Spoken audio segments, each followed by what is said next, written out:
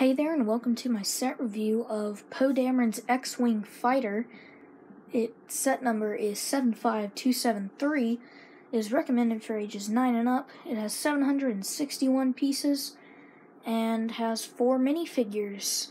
It retails for $90 in the US, a bit pricey compared to the previous X-Wings in 2015 and I believe 2016. Both based off of The Force Awakens. But what is different about this one is that it's in this odd orange and white color scheme, which when I heard about this, I was very on edge about it. I did not think it was going to look good in this, but I actually think it's one of the best X-Wings we've seen from LEGO Star Wars. So let's start out by looking at the minifigures.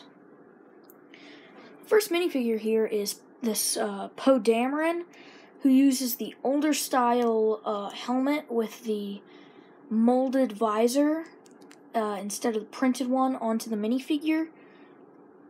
He has this standard blaster pistol and torso printing, which goes down to the waist and the legs, and has some pretty simplistic back torso printing. I believe this is the same exact torso from the Rise of Skywalker A-Wing set for that A-Wing palette, but where he does differentiate is in his helmet, which I already pointed out. He has this face and an alternate face where he has a smile, and that's it for Poe Dameron. Has the Resistance logo up on his visor. And the second minifigure here is the Jannah? I don't really care. She was a bad character in The Rise of Skywalker. Pretty mediocre film. Her accessory is this bow and arrow piece, and she also has this custom hair mold, which looks fantastic, with that visor right there. She also has an alternate face, which is a smile. Her torso printing is pretty cool, where she has that utility belt with a grenade on it, and a strap going across her chest. And you can't see her back torso printing because of this neck attachment, which is a pouch that goes on her back with some extra arrows, and she has these sand blue colored legs. Sorry. Oh gosh. That's all gone downhill. Oh man. Alright. Probably, arguably the best minifigure in this set is the exclusive Knight of Ren. Comes with this knife, dagger type weapon, also a silver reflective blaster pistol. His torso printing and back torso printing isn't the best, and he does have some leg printing, but he does have this custom molded helmet just for the movie, and I don't think we'll ever see any of the Knights of Ren molds ever again because they're so obscure. But face reveal time, and who's under the mask of the Knights of Ren? It's a black head. Oh well.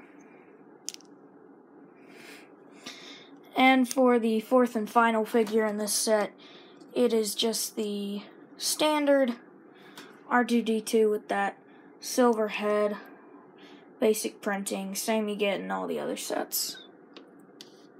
Shouldn't say all the other sets, but all the other sets with Count Dooku. I mean, Count Dooku, what am I saying?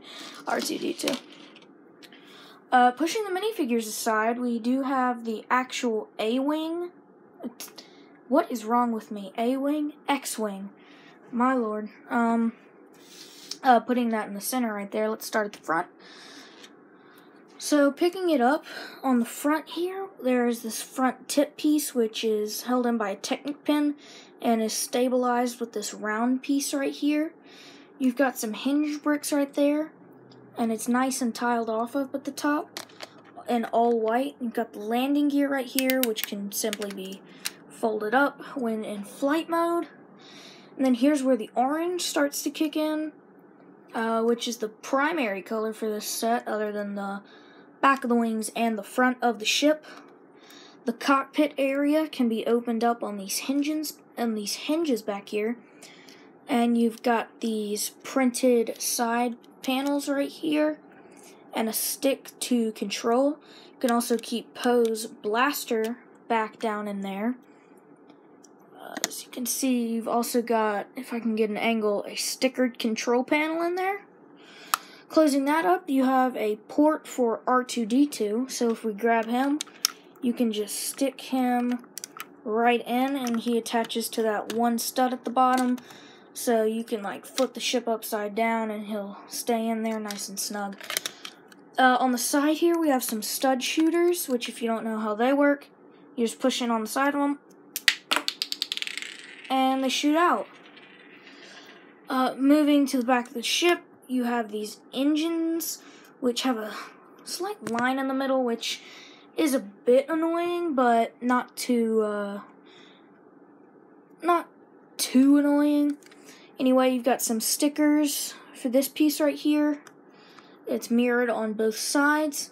Here's the main play feature of the set, but we'll get to that in a minute. Going back to the engines, you have these purple cone pieces to resemble thrust and rubber bands for that main play feature. And you have these weapons on the side, and there are spring-loaded shooters under here, right there, but I don't have any loaded right now. Anyway, this main play feature I've been alluding to is that just by pressing on this tan knob, pressing forward on it, will send the X-Wing into fighter mode. Whoops, just had some camera problems. So positioning this in a way, you can see that all I have to do is grab this knob at the back and push it forward, and the X-Wing much more resembles an X now. And it can be in fighter mode, and you can see this piece right here. You don't actually have to push the little pin back, but you can if you would like. So putting the landing gear down, you can see that it'll be on a slight incline because of that piece, and pushing that piece down will immediately lock the wings back in place, which is a very nice play feature. Moving on to the instruction manual, it is a $90 set, so it is a bit of a big boy when it comes to instruction booklets. It does have the QR code right here, so you can build it on your tablet for the LEGO Life app. Has nice box art right here, and has the Rise of Skywalker type lining to it with the Lego Kylo Ren. Pretty standard instruction manual. You build it as you go. And flipping to the back, it has all the pieces and a very nice splash page of an ad for Lego Star Wars The Skywalker Saga and all of the other fall 2019 Lego sets. Oh, and I almost forgot. A little side build included with this is this little ladder piece, which you can just position so that Poe can climb up into the X-Wing with ease. So if we took Poe right here, put him into a sitting position, you can flip open the cockpit, make him climb up the ladder, and put him in like so. That closes really nicely with that printed cockpit piece.